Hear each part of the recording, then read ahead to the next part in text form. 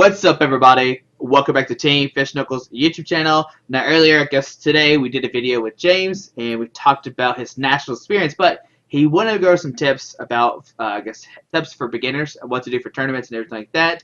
And I think this is a really good idea, especially since he is brand new. I guess he's still brand new to the game, like being here for 1 year, making top, what was it, 18? I'm 19th in North 19. America. I finished Yeah, this year. 19. So I imagine these advice is going to be really, really well. So take it off and let's see what you have to say. Yeah, so some tips for beginners. So in that Nationals video, you probably noticed, like when I was talking about my top 8 match, I took responsibility. Like I recognized what I had done wrong and how I could have won, but what I did wrong to miss that. I think the number one thing that new players need to do is you have to take responsibility. It's like if I play a game at a league challenge or just with friends or in a big tournament or whatever, like I hear so many people saying like, oh, I had bad luck, or I did this such and such, and or this, sleep flip or whatever. And yes, true and expanded and stuff. You have those things, like you have lasers and things, but you can build your deck to not lose to that, right? You could have a Keldeo, and if you're worried about Silent Lab, you could have something else to replace that lab. Like how you construct your deck, right? It can help you for those situations. You can kind of plan for those situations. Also, how you play, you can play around with what you have, because your deck, you might build it to function a certain way, like Mega Manectric, right? How it works is that you want to attach turn 1, so that you can Mega Evolve and attach turn 2 to Turbo Bowl, but sometimes you miss that. So what happens if you miss that? Is it like, oh, it's the end of the world? No, you have to figure out ways to play against that. Like you have rough seas, right? So maybe you can promote a guy that doesn't have energy attached and Mega Evolve him so that you can free retreat next turn, but rough seas, you'll like find ways around it. But the number one thing is take responsibility. That there's a reason that the top level players, people who do well at events consistently do well at events, is because they learn from their plays. They outplay their opponents. That's a huge part of the game, and I think it's a part of the game that a lot of people miss. So that's the big one. The other one is to make friends.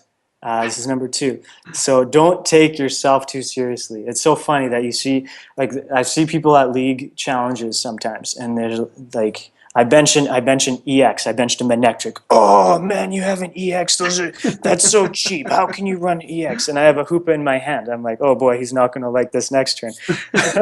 So you don't want to be that guy that is like, I'm better than you. I don't want to talk with you or whatever. Like even if like it doesn't matter how good someone is or whatever. Like you can find motivation through any means. Like, and who knows, right? Like I just started playing, and all of a sudden I'm doing really well at events and stuff, and people are asking me to test with me and for deck advice. Like, if I hadn't been nice to these people all along, or if I'd been rude, I wouldn't have a lot of the resources and the opportunities that I do have. Because I'm nice to people, people are more willing to trade with me, or they're more willing to play with me, or maybe to test with me and stuff. Alex Cook is a great example of this. I faced him at Vancouver Regionals, like my first big tournament, and he was playing Seismitoad, Garbodor, Sableye Garbodor. Okay. That's the one. That toxic deck, right? But he gave me a piece of gum.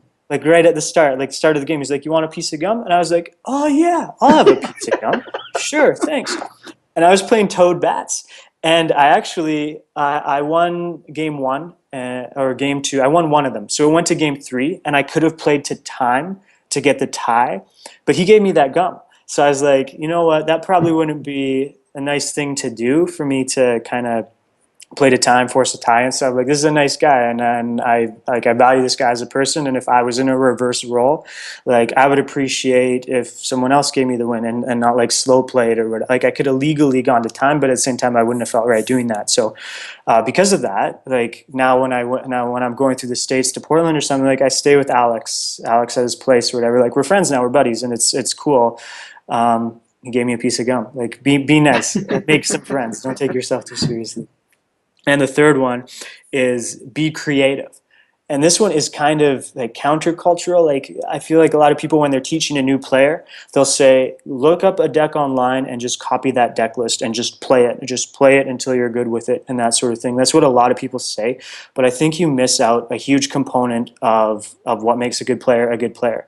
Like when you think of someone at a high level event, like someone winning nationals, for example, there's more to just being a good player with a certain deck. you also want to have a good deck, right? Meta call, like knowing what people are playing in the meta and making a deck for that is really important. So you want to be able to have that, and I think that's why I do well as a player, because I don't just like learn from my mistakes, and I don't just make friends and try to learn. I also am really creative, or I try to be creative. I try to do things that other people won't. Like my friends on my team, they're like, why do you run Silent Lab in all these things? And it's like Silent Lab has actually won me a lot of matchups in certain things, like in Greninja of all things. But it helps you against Trevenant because you turn off the Wobbuffet and you're hitting your whatever water shurikens. You're on the against Groudon, but mainly against Night March, slows him down. Like do things that are creative, and it will also throw off your opponents too.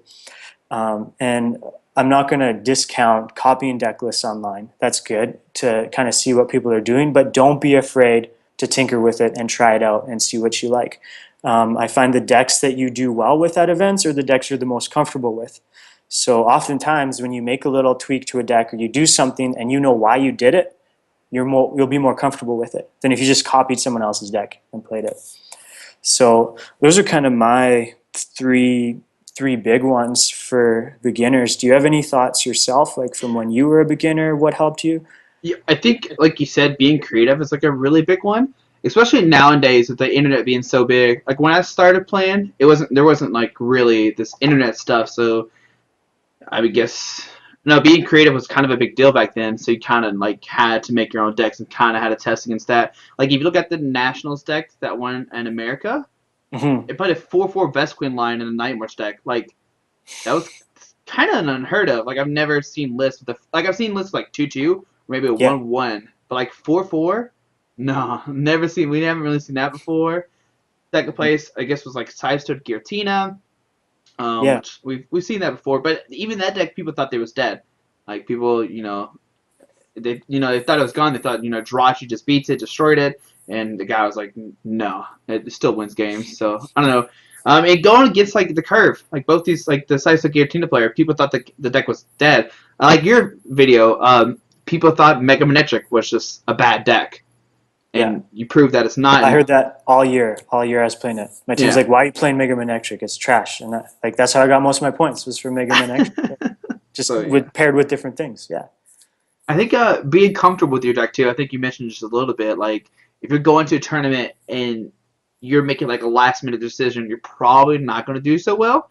You just mm-hmm. want to. I think you just want to stick with something that you've done with. Maybe like you said, edit some. If you know the meta is going to have like your list. If you knew there's going to be no Greninja or no water for some weird reason, you're probably going to cut the Trevenant and add some other stuff. So Yeah, I think reading the meta is something that's like a little bit harder to do starting out.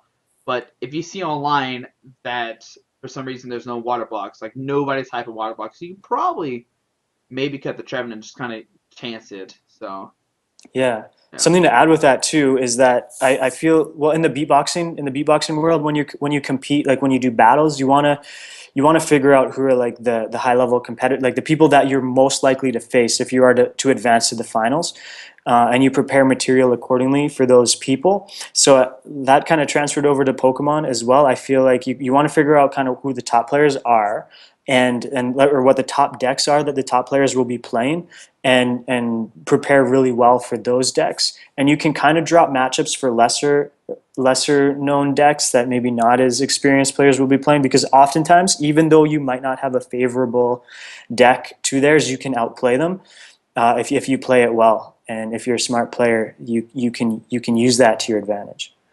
Yeah, I think to go off the idea, like what you're saying is, so it states one weekend I won with like Vesco Valplume, and the next Yeah. weekend I went to Tennessee States, and I literally played against three guys who played decks that counter mine. Like they played multiple Jirachis, they played like Aegislash, and like, oh, I know Squeaky lives in Tennessee. Yeah. My odds of hitting him are very high, and that's what happened. Like literally, these guys like, I built this deck to beat you. And I'm like, yeah, you did. I can't do anything about this. So, Yeah. and that's another thing of like reading the meta. That was the same weekend too. I don't know if you remember, but like Dustin Zimmerman, Kevin Baxter, all these people have played the Reshiram Giratina deck because Okay. the Yeah. weekend before Vesco Valpum was like it won two states, and everybody's like, oh, this deck's gonna start dominating. and then Yeah. so they made this deck trying to beat everybody who's going to hype up this deck. So I think it's another good thing to study about too. Hmm. So, What um, set is Reshiram from, by the way? ooh, oh, I have no idea. I can look at my phone real quick. I am not. I have no idea. Because maybe it will be legal after next rotation. Yeah, the blue flare one. Let's see here. Reshiram blue flare. Let's see. Oh well, didn't pop it up immediately. I think it's blue flare. Maybe I'm wrong. I don't know. I'm checking it out as well. Roaring Skies, I believe. Yeah, sounds right. Yeah, I don't think it gets rotated. I know that it's a newer card. Yeah. So So that deck might be good next round. Because Giratina is going to be probably pretty good if Rayquaza is really good, yeah, right? So yeah. that Rayquaza, like, yeah, it's another thing to look into. Like, Rayquaza is definitely one of the most talked about decks since Night March is going to get rotated. But you counted that with Giratina, and now they can't dash DCs. They can't hurt you. Blah blah blah. So yeah. yeah, you Um. lock in that Parallel City. Yeah. Another thing too, I would like to give a tip to people is don't get frustrated. Mm. Like I see a lot of people that go to tournaments, they've tested a lot, they go 1-3, they hate Pokemon, they never play Pokemon again, they just want to give up. Don't do that. Sometimes it does take a second to get good at the game. Um, it took me at least 2 to 3 years before I even cut a regionals. So Mm. yeah, that's my other Yeah, advice too. yeah, that one. I have some tournament tips. I have like my three top tournament tips, and that's the first one right there, is motivation. So if your motivation is just to do well at the game, like you just want to win the event, like yeah, that's frustrating if you lose an event, right? That's really discouraging. Like how are you going to go on to other events now when your only motivation is to win and you're losing? It's like that's demotivating for testing. Like if you spend a lot of time testing and you lose like that, you'll be like, oh man, I don't want to test again. Like it's just a waste of time. I'm just going to take up baking or curling or something because that's a lot less stressful, right? So I think motivation is crucial in both how you prepare and in how you play. So like you said, yeah, if you're only playing to win, then you could get pretty frustrated. And at the same time, that kind of detracts from other points. Like my point for beginners of like making friends and establishing connections. If you're just playing to win, you're going to forgo that, right? You might rule shark people. And people might look negatively on you in the community, and then you can lose valuable resources that can help you win. Like you can use people that are helpful with you and honest with you if you're not helpful and honest with them. So it kind of goes around. There's an example that I like to say, and it's do your best so that you'll be proud of yourself, not so that others will be proud of you. So it's like an example like track and field in high school. Like if you're doing the 200-meter, or is it yards in the States? 200 yards? I think so. 200. Yeah, or I Okay. don't know. Sure. So if you're running around the track and like your parents are watching, right? And you're running and you're doing it so that they'll be happy for you, and you finish suboptimally or whatever, like, but you try your best. You're going to feel really bad after, like because your parents might be disappointed. You're going to be worried, like what were they thinking? Are they happy with me? But if you go into that race and you're doing your best because you want to do the best for yourself, you want to be proud of yourself, and you run it, and your parents are still watching, like same situation, right? Just a different perspective, and you run it and you finish, and you're like, well, I tried my best, and you can feel really happy, you can feel really good, feel energized, feel motivated for the next race. And it's just a change of perspective. So I think perspective is huge. So find what motivates you in Pokemon. For me, I really enjoy meeting new people, and I really enjoy challenging myself and improving myself. And Pokemon is just a really cool way to do that. In beatboxing, I'm usually on a stage, and there's a crowd of people, and afterwards I get to talk with a few, and that's about it. Maybe Facebook messaging. But in Pokemon, I get to sit down with someone for 50 minutes across the table. I get to talk with them about life. Like I get to know them, and they get to know me on a personal level. I'm not some guy who's on a stage or who's different from them. Like I'm just like them. Like I play Pokemon too. Like it's a really cool way to meet and connect with people. So that's why I really enjoy it, and that's kind of what motivates me. And you also get repeated transactions. So at these tournaments in your area, you keep seeing the same people. How is work going, and did you get a new job or whatever? Like you get to know people, and it's cool. So that's what motivates me. So find what motivates you. That's what I recommend for people, especially going into tournaments. And then The other one is number two, have fun when you're going to a tournament, because yeah, don't get too frustrated if you lose or whatever. You want to remember what your motivation is. Um, Maybe your motivation isn't to have fun, but that doesn't mean you shouldn't still have fun. I think you still want to enjoy yourself. I often see an issue that people have with nerves, like if you get nervous or something. Pokemon is kind of, it's a little bit different than like a team sport. On a team sport, like in soccer or something, like you're with all your buddies, you're playing and stuff. Like if someone makes a mistake, like they got your back, right? Or if you mess up, like they might be mad at you, but they're still like family to you. But in Pokemon, like it's, you feel like you're alone sometimes, and I felt like that too sometimes. Like when you're playing, you can be nervous, especially if you're playing like a really well-known player or something, and you're like, oh no, like I'm really nervous, and your hands are shaking and you're sweating and tears are coming out. So you want to remember that you're not alone in those situations. Like for me, my faith has been something that's really, like, in all situations I'm never alone. I grew up in foster care, so that was something that I had to, like, I needed something like that in my life. So I had my faith. But even if you don't have faith or whatnot, or that's not your thing, like when you're at a table, there's someone across from you, right? There's two people there. You're not alone. You don't have to be nervous and like feel like you're the only person there, because you do have someone with you. So like enjoy your time with them, even if they're not talking with you or whatever. Like just recognize they're in the same position as you are. Like they have to sit there and they have to play you, right? And yeah, so have a positive outlook in those situations. Have fun. Yeah. And the third one, and this one has been very helpful for me, is learn from everything. Like take responsibility was like for beginners, and this is like at a tournament level, you want to learn from everything. So when I was first starting, I was probably really annoying because I'd always ask my opponents like, oh, like at the end of the game, did I misplay this game, or like what could I have done differently to help me win the game?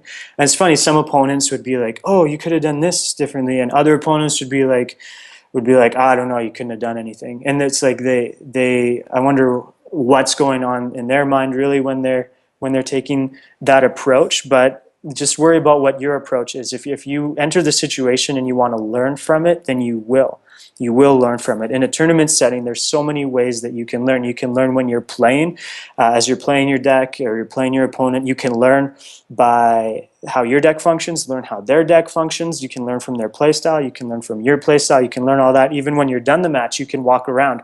You can look. You can see what other people are playing, to get an idea of maybe what the meta is, or you can see other people's play styles too, by watching games. That's really cool. And sometimes you watch people and you see them and you feel like they've made a misplay, and then after the match you can go and you can talk with them from their perspective. Like just be like, don't go and say like, oh, I think you made a misplay there, but go and ask them like, hey, I saw that play you did, what made you do that play? And like sometimes they'll win with that play, and it was like the right play, but you didn't see it, and so you can learn from that, and that's really powerful.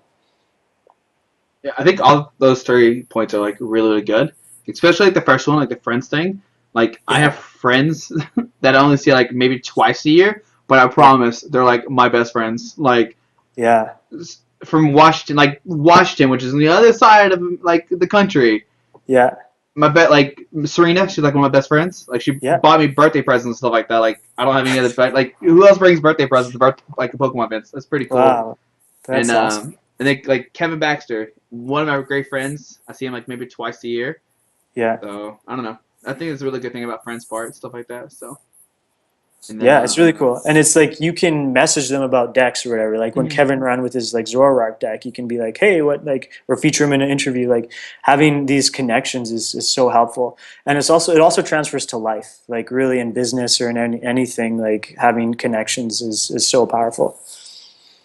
Yeah, that's a really, really good point. Yeah. Like I know somebody who got a job because their friends like their friend's dad knew somebody who had connections, and through Yeah. them they got a job, which is pretty cool.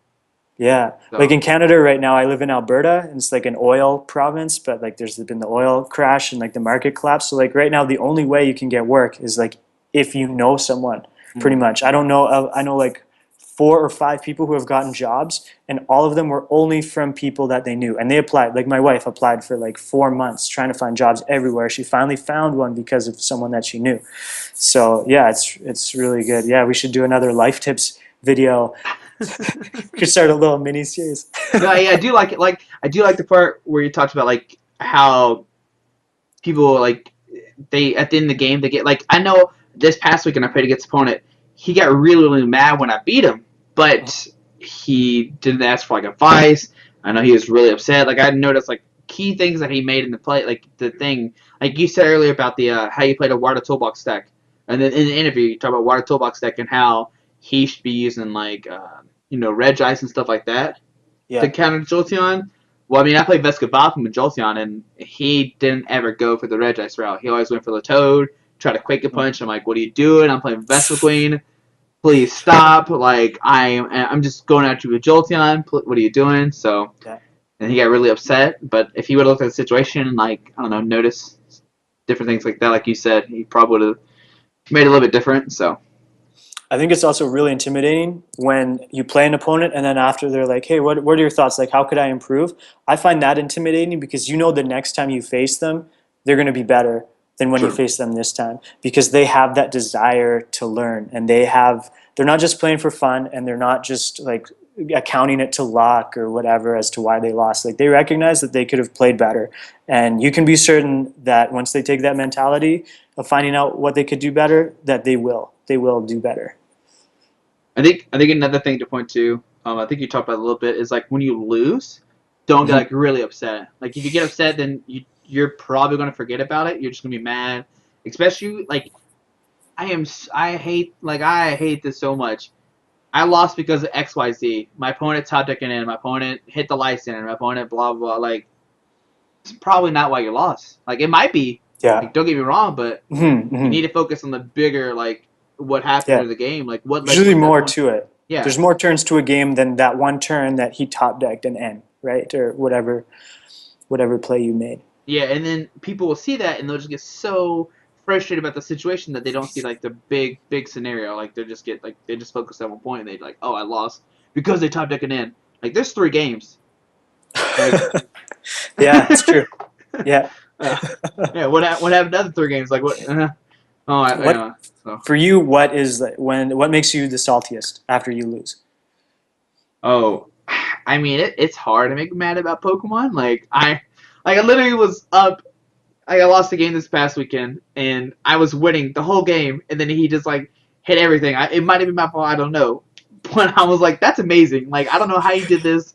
I'm so happy you beat me. It was like Zygarde versus Vespiquen, and I lost, and I was like, this is amazing. Like I can't even be upset. Like I'm so proud of you that you did this. So I don't know. I guess when people rub it in rub in your face, like you know how Yeah. you said earlier when you play against like people who are like well known or something. Yeah. People like just like I beat Squeaky. I'm like, no man, like what are you doing? Just like calm down. What do you? Oh, I see. Yeah, because you're a Yeah, YouTuber and stuff. Like people know who you yeah. are. Some So I people mean, get all that excited. isn't I like see. really. I don't know. That doesn't make me salty, but I mean, it's just really funny to me. I don't Yeah. know. Like getting salty, it's impossible to make me upset about anything. I don't know. I'm just really like Oh, that's good. yeah. I'm just That's really a good happy. quality. Yeah, like I don't know why you get mad. Like getting mad in life, you have so few moments to live in your life. Why are you getting mad? Why are you getting salty? Like Yeah. that's how I It's live a good life. mentality. I like that mentality. Yeah. I So, try to follow it, but at the same time, it's usually like when I lose, if I lose to a misplay like that I've done, I like, ugh, I'm really mad at myself. I'm usually pretty mad with myself. And it takes me like a couple minutes to just process like, what could I have done differently? Okay, I'm committing it to memory. I'm going to do it better next time. And I'm good. And I'm yeah. good. And that's really if I lose to luck or like your opponent draws really well or whatever, like I'm excited to like good job, congrats. I mean, Like I feel happy for that person. it really like if you watch me play on PTCGO and you notice I make a misplay and I start laughing, that's literally how I play Pokemon in real life. I'll be Yeah. like, oh man, I could have made that play, and I would start laughing. Like my friends know if I start laughing, it's because I'm losing. I'm like, oops, I just lost the game there. Like I can't even like I don't know. It's different for me, I guess. I don't know why. I guess I'm That's funny. different. So Yeah. yeah. So also on the reverse, like for people out there, how do you win gracefully? Do you feel like how's a nice way to win? Like not rub it in the person's face. We've established that. Yeah. I mean, my best, like, I don't know, just shake. I'm always like shaking hands, like even between games, like between game one, two, three, you're gonna see me shake your hand. I'm gonna say good luck, good game. In between game one, game two, and game three, no matter what happens, I don't know, Yeah. and just keep up the same, like, I guess mindset. Like if you come in there, like let's say you're really quiet and you beat them, and now you're really excited, you're really loud, and oh my god, I beat you! Like, whoa, what are you doing, man? Like you weren't like this. What just happened? Like I don't know. I think that's one way that can like really throw people off or something. Like that's not something you want to do. Yeah. So I don't know. Yeah, I mean I don't know how you feel about this. I don't know how. Oh, I'd say have fun. Like a lot of people don't know, or some people do know. Like when you're Juniper and you have 0 cards in your hand, I'm giving you a high five. Yeah. Like it's Nice. happening. Like we're having like my whole game, we're having fun. So I Yeah. guess yeah, yeah. So if you play against me, watch out. We're gonna be talking. We're gonna be chit chatting. Unless you're like Squeaky, please be Yeah. quiet. I need to concentrate. And I'll be like, all right, I got you, man. Like I Yeah. understand. So That's cool. yeah. So what Yeah, about I you? usually like to let the person, like if they played well, I always let them. Even if I won, I'll be like, you played that really well. You did really good, like good game. That was a really good game. I really enjoyed that. Yeah. I Yeah, think you kind of touched on another thing too, where you said like if they make a misplay, don't be like, hey man, you could have won if you did this. Be like, why'd you make this move? Like I think that's a better thing that some people don't say. yeah, And like, if you go, why'd you make the misplay? People are going to get really mad at you. They're not going to be your friend. So yeah, yeah. I have like sometimes you have to kind of gauge the situation. If they do like a misplay in the final turn and you just like you win after, and they're a newer player and they don't like they didn't see, like usually I'll let them know that like if you had a rough seed there you wouldn't have, and they're like, oh, I didn't even realize I didn't. But you do have to tread lightly, right? Like if I was playing Squeaky or like someone who's like really experienced, like maybe I wouldn't initiate that unless you were to me like, what are your thoughts on how could I have improved that play? That's also something that I think like a lot of top level players should do. Like don't like I recommended that to beginner players. Like if you play a really good game and you lose, like it's good to ask like, hey, what are your thoughts if I had done this play? Would that have affected anything? Like no matter where you are, how good you are, don't lose that quality. It's still really such a powerful way to learn, and it's not a like it doesn't hurt your ego to ask. And I think a lot of like top player mentality might be like, I don't want to show that I care what this person says or whatever. No, it's like you want to learn, so it's yeah, good. yeah. It also makes the other person feel valued too when you're like, what are your thoughts? So like, should I have done this differently? Because it gives them an opening to kind of engage too. I think it shows that you appreciate your opponent too. Like Yeah, if you ask your opponent what could be different or something like that. I think it's something we don't do a lot in the Pokemon game too. Like some people, like we talk about friends some, but sometimes you just play opponent and then you just go your different ways. You don't ever see them again or something. And I don't yeah. know. So yeah. You got any more things to say? I can't. No, that's kind of all my list. Yeah. Yeah. Sometimes like you said that you have fun with people. Oh, I don't have it in here, but in my whatever, I'll do it in the next video sometime. Okay. Sometime down the road, I'll win some event. We'll do an interview and we'll talk about it. Hopefully. I don't want to like. I'm not trying to brag. No, no. I Right? understand. No, I got you. No, no, no. What was? Can you talk about it or no? Is it a secret? I have to show it. It's a tangible thing. I don't have it with me. I don't know where it is actually right now. I'm concerned. So after this video, I'm gonna go looking for it. Oh man. Oh, the thing I always do. I'm just going to use this example. Is people Yeah. are going to be really funny, but this is not what I have, obviously. But I have a little shaman. Obviously, everybody should Yeah. know. We'll get a life size one. So I have a shaman. It's not this big, but I'm Yeah. always like, shaman, go buddy, and I'll just place it like right in the front of my mat. And people are like, this guy's really strange. He has a little shaman, and I'm like, no, no, no, it's good luck. He brings the good luck. And then I'll lose, and I'm like, it's okay, shaman, I still love you. And like, that's something weird I do. I don't know. That's awesome. Are you gonna bring him to Worlds? Yeah, yeah, Oh, awesome. it's like this tiny. Okay. It sits in my That's deck awesome. box, And I Oh, always, cool. yeah, I always have with me. Like I I'll said, keep he's an eye out for it. yeah, he's probably about this big. Like Okay. this is the Manaphy pin. He's probably about this big. I literally If I lost it one day. I was at a state tournament and I was like, I can't find my shaman toy thing. And like I had all the judges look for it. We found him. He was on the floor somewhere. I'm like, who took him on the floor? Because that was not me. That is my baby. So That's funny. I don't If I know. don't see you, I'll see the shaman. I'll keep an eye out for it, and I'll be like, "Oh yeah, there's Squeaky." Oh, you'll recognize me. I'm just kidding. Yeah, those are pretty much all the like the little tips I have for beginners or like for tournaments that I have so far. But I don't know, maybe next year we'll compile some more or whatnot. Or if people even like this series, I don't know. You could ask other players too, or who knows? No, I really do like that idea. I think you hit a lot of good tips that a lot of people. I mean, some people like don't know about. Like really, like you know what I mean. Especially people who don't play at tournaments and they're going to go experience tournaments for the first time. Like I think it's a really big deal. So. Yeah, it's true. Yeah, people are scared or intimidated or whatever. Like Pokemon's such a great community. I haven't met a person that I don't like in a tournament setting that I've played against. I've never played against anyone that I'm like, I don't want to see this person again. I don't really like this person.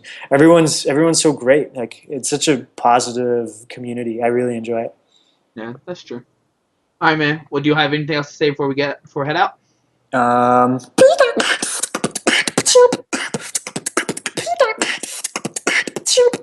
Diglett, go.